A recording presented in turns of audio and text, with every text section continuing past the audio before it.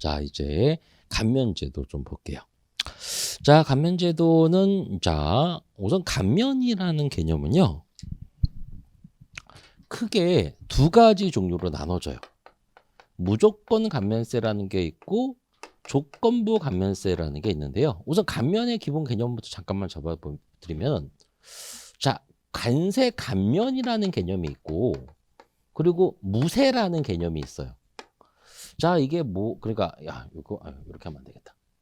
무세라는 개념이 있고 면세라는 개념이 있고 감세라는 개념이 있습니다. 이거를 좀 구분할 줄 알아야 돼요. 무세, 면세, 감세. 자, 무세는 뭐냐면요. 과세 가격이 있어요. 이렇게 뭐 1,000원 이렇게 과세 가격이 1,000원이 있어요.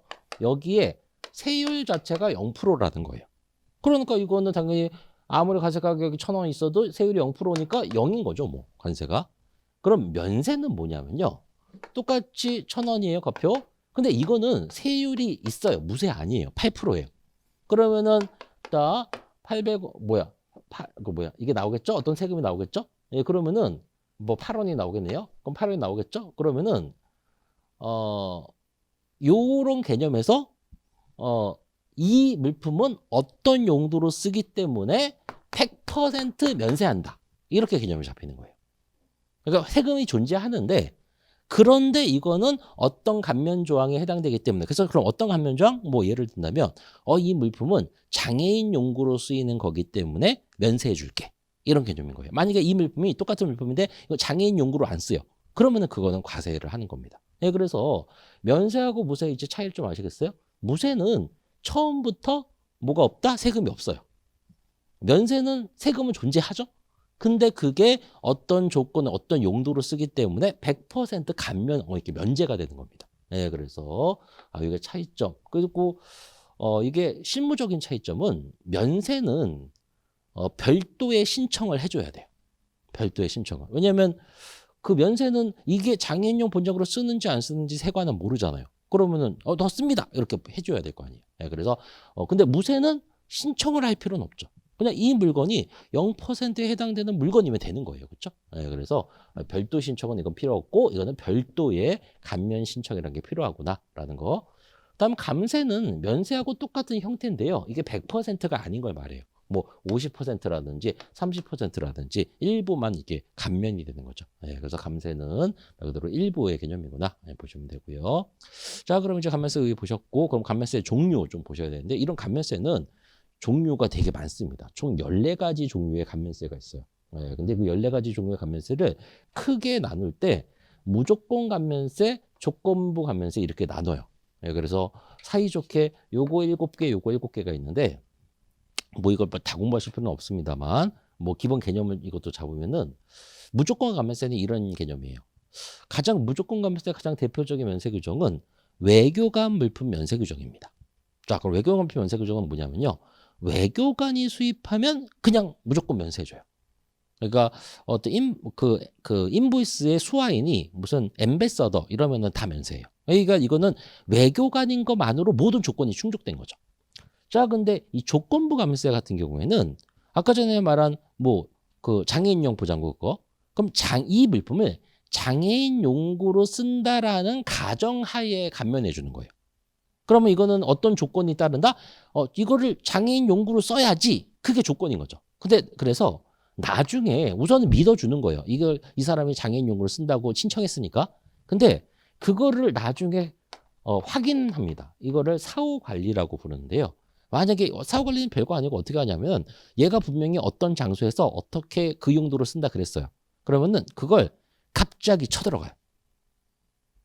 그래갖고 쳐들어가서 이거 그대로 쓰고 있어? 이런 걸 이제 하는. 근데 그대로 쓰고 있지 않으면 이때 감면된 거, 면세된 거를 추징해 버립니다. 거기에다 플러스 벌금까지. 예, 그래서 그럼 이제 차이를 아시겠죠? 이거는 그냥 무조건 처음부터 이거는 어떤 조건이 따른다. 예, 그래서 무조건 조건부 이렇게 나누는 거예요. 그래서 그 개념 잡으시고 그래서 무조건 이런 식의 개념이 7개. 그리고 조건부의 개념이 말 그대로 7개. 그래서 실무적인 차이는 무조건 감면세는 사후 관리가 없는 거죠. 근데 조건부 감면세는 사후 관리가 있는 거죠. 그래서 그런 차이가 있다라는 거 체크하시면 되고요.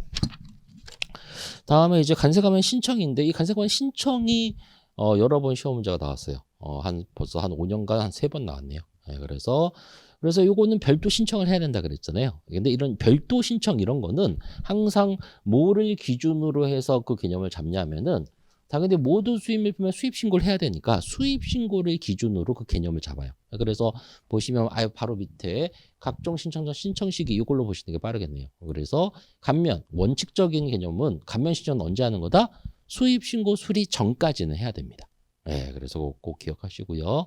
근데 예외가 있어요. 원칙은 당연히 수입신고 수리 전까지 해야 되는데 예외는 뭐냐면 두 가지가 있는데요. 우선 수입신고 수리 전에 제출을 못할 때가 있을 거예요. 예, 그러면은 그냥 끝장이냐? 그 감면 못 받느냐? 그건 아니고요.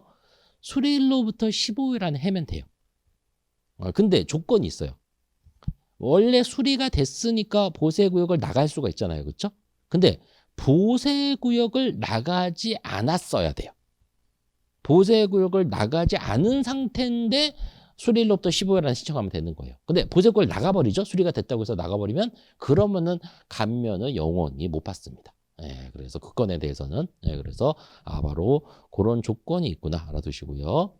일단 부족세액 추징 시에 납부고지를 받은 경우에는 5일이네. 이건 뭐냐면은 이 감면이라는 게 신고 납부일 때만 감면이 되는 게 아니에요. 그럼 신고 납부일 때는 바로 수입신고 수리, 신고 납부한다라는 게 수입신고 한다라는 것 자체가 스스로 신고 납부한다라는 거죠. 근데 부가고지도 있잖아요. 부가고지는 뭐예요? 세관에서 야 얼마 내 이렇게 하는 거예요. 근데 부가고지의 경우에도 당연히 뭐가 가능하다? 예, 감면이 가능해요. 뭐 이런 거죠. 세관에서 얼마 내 이렇게 해갖고 고지서가 떼고 왔어요. 근데 원래 고지서를 받은 날로부터 15일 안에 세금을 내야 되잖아요. 그렇죠? 예, 근데 그거를 어떻게 하면 된다? 이거 난 감면 용도로 쓰는데? 그러면은 받자마자 감면 신청하는 거예요. 예, 그러면은 세관에서 그래 감면 쓰네? 그러면은 알았어 고지서 고쳐줄게 이렇게 되는 거죠. 그렇죠? 예, 그래서 언제까지 해야 되냐면 고지서를 받은 날로부터 5일 이내 해야 됩니다. 예, 그래야지 시간이 좀 있겠죠. 예, 그래서 그거. 예, 그리고 또 분할납부 용도세율 적용 이런 비슷한 제도가 이런 게 있는데 이거는 수입신고 1부터 수리시까지 이렇게 신청 시가 정해져 있어요. 그래서 보셨고